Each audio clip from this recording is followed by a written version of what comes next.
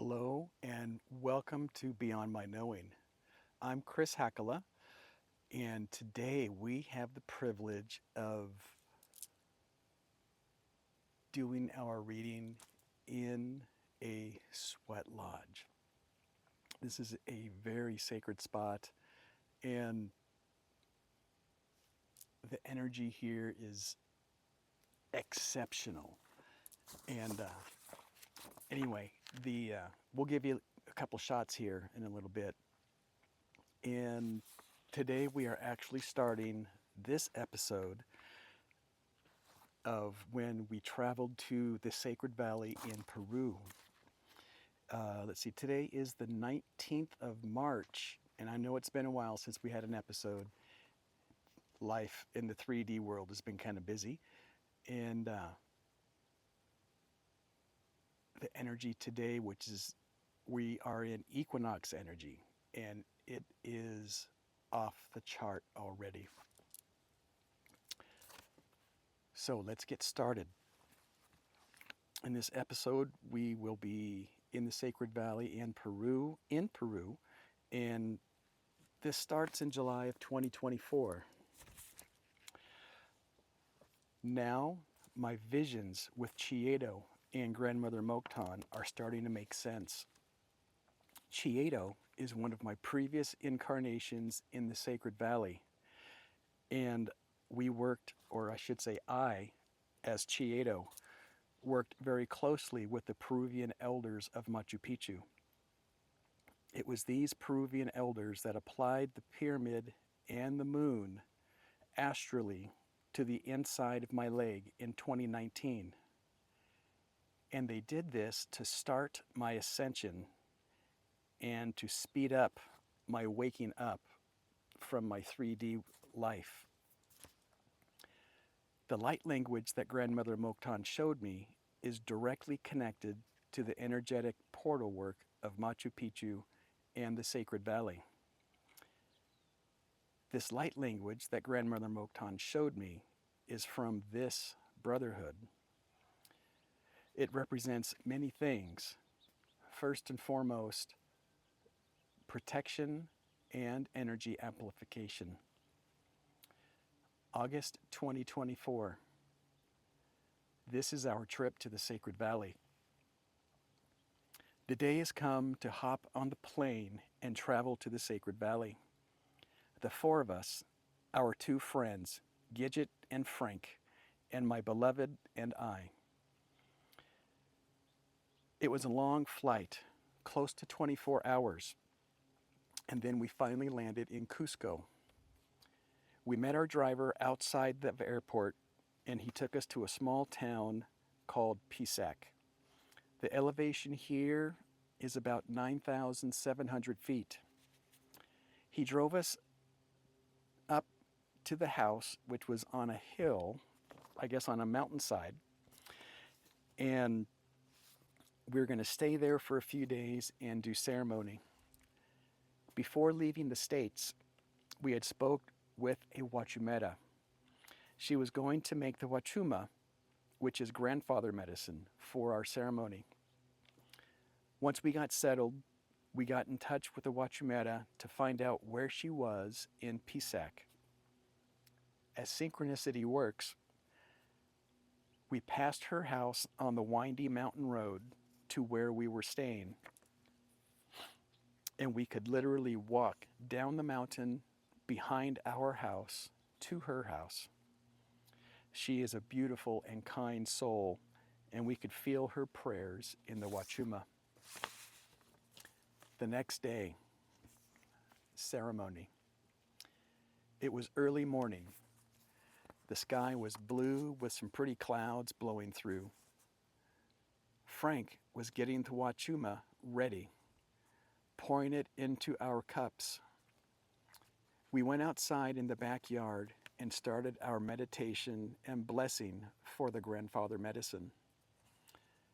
As we were blessing the medicine, Frank took separate pictures of each of us. In the pictures of myself and my beloved, we each had a white beam of light coming down from the sky. In our pictures, we were energetically blessed for ceremony. After the blessing, we drank the grandfather medicine. About an hour later, I felt the urge to purge, and then the energy started to drop in. My beloved could feel the ground starting to rumble. Then she could see through her third eye a dragon that was coming to our ceremony, and she was moving so fast and agile under the ground, snaking to the left and then to the right, and moving really fast to come join us. This dragon was the one that I had worked with during my incarnation many eons ago in the Sacred Valley. As Frank dropped in, he could see the dragon and was immediately told her name. It was Bondi Dula. It means midwife to the universe, but she likes to go by Bondi. I could feel her wonderful presence as she got closer. Our work with this ceremony was to clear the land in the Sacred Valley and connect the Andes Mountains to the Cascade Mountain Range through the ley lines. After this was complete, then the energetic rods that we brought that were etheric, we were going to give to Bondi and the other dragons to place at energetic node points in the sacred Apus in the valley. Frank then brought information in from Source about the brotherhood that I was connected with during my incarnation in the Sacred Valley. The brotherhood was called Brotherhood of the Crescent Moon. As the energy in our ceremony started to subside, I was connecting deeper with Bondi. Her energy was so loving and nurturing. I kept feeling this gratitude and longing to finally be home. The emotion was so intense that I had tears rolling down my face as I was enveloped by so much gratitude and love. The next day, our driver picked us up and drove us to Urubamba. We stayed here for the rest of our trip at a beautiful chakra garden called Wilcatica.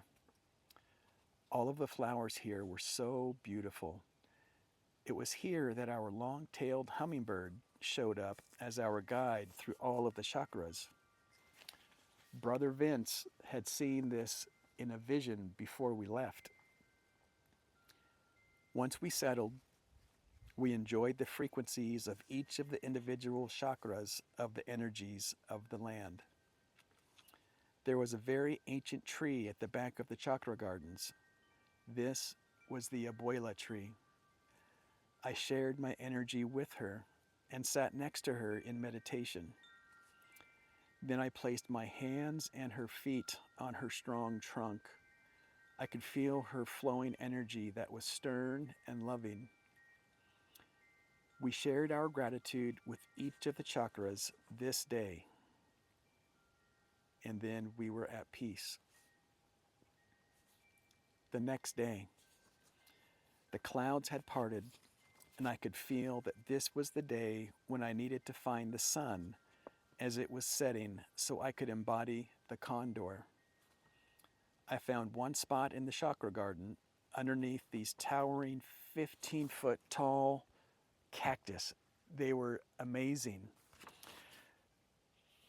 And at that spot, I could see the sunset. From where we were, the Andes were in the west, and the top of them was at 43 degrees. I could see the sun slowly dropping. As I'm looking into the sun, accepting the beautiful light codes, I am seeing all different wavelengths of the sun rays.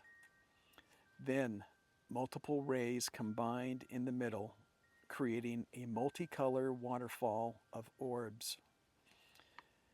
It was multidimensional, and you could see the into the waterfall. It was You could see orbs in front, behind, and then behind further, so you could see depth into the orbs. And I could see, as I'm looking into the sun, accepting the beautiful light codes, I am seeing all the different wavelengths. And this waterfall of orbs, they were different sizes and colors and different frequencies. Some had the most beautiful designs and patterns. As the orbs slowed down, a wide band of sun rays concentrated in the middle and came closer together. This was creating the condor body of light. It was coming straight down, concentrated. And as this happened, other rays from the sun became feathered and came out to the sides. And this was creating these wispy filaments, and this is what created the condor wings. At this point, my condor light body had been created. Later that night, during my vision time, I was given this phrase: "We are the energy, and you are the architect." The next morning, waking up, I was remembering what I was shown last night. I was shown an elemental shaman. He had a very large headdress that surrounded his face on the sides and top, and then wide lapel robes that decorated his front down to the floor. We had decided that we would do one more ceremony, and this would be in the solar plexus chakra here at the chakra gardens. This chakra was all grass, and it was in the shape of a chacana, the Andean cross. This ceremony was giving thanks and gratitude to the Sacred Valley for allowing us to be on this sacred land and for allowing us to share our energies and frequencies with each other and with the land. I had taken pictures of this ceremony space when we were done. After reviewing the pictures that I took from the solar plexus chakra, I saw a large orb about 3 feet in diameter, and this was behind where I had been sitting during ceremony. And then in the sky, there were 3 crafts or ships that showed up in the distance. I will show those pictures. My next vision, and this is still in August. This is when we had gotten back to the States. I found myself on board a ship in a room. There was a tall gray, maybe 6 or 7 feet tall, and he had his head tilted down looking at a screen, and his left hand was touching the left side of the screen. I was above him looking over his right shoulder, and I could see a brain on the screen in front of him. I could also see very thin layers or sheets of information being transferred onto the brain on the screen.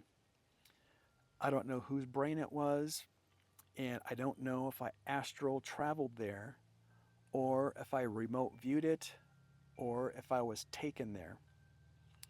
And I'm wondering if those sheets of information are memories from a past lifetime being uploaded to this brain. September 4th, 2024. I was at the tire store, and I was getting my tires rotated. I was sitting next to the window looking outside. Then a green praying mantis flew to the window and landed on the sill and looked at me. He was there for about 10 minutes before he flew off. This is the start of the mantis energy. My next vision. She was glowing. I saw a feminine being in my vision. She was very tall, maybe 8 feet. She had a long, straight gown, and she floated across the room, and she was glowing. She was beautiful, and it seemed like she was here to check in on us. The next event, we have made reservations and decided to go to Mount Shasta in November, October 2024. Gold liquid light. Last night, when we were in bed, around 3 in the morning, my beloved had gotten up to go to the bathroom. In our room, right behind her, as she walked past my side of the bed, there was a being with a bulbous head, kind of hunched over, and he had brown colored skin and was about 7 feet tall.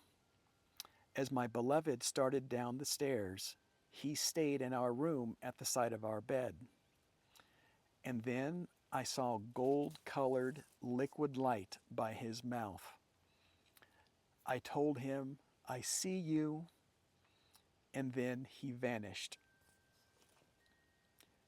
My next vision, angelic. When we were sleeping last night, we had an angelic experience. The frequency was clean, clear, and very loving. I heard a feminine voice, but I couldn't make out any of her words. And then I saw light language and a light language symbol. And then I was told, it has begun. It's starting.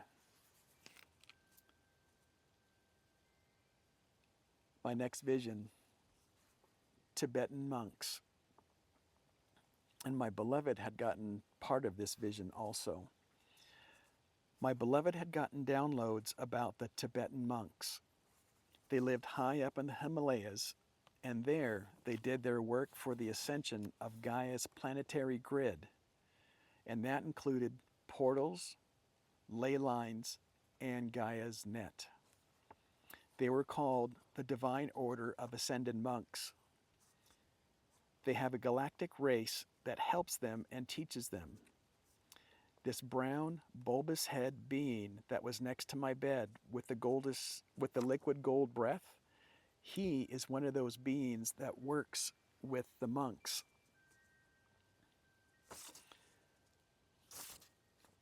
Boy, that went fast. That's it for this episode. And the next episode will be our trip to Mount Shasta and the portal work that we did there. As always, my loves, shine your light, raise your frequency, and walk in the light. Sending everyone much love.